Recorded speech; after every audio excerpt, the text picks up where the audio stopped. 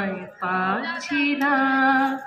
তুমি বলেছিলে সেই দিন, সেই দুপুর বেলাতে, চলে এসো ফাঁক পেলে, এসো আমার বাড়িতে।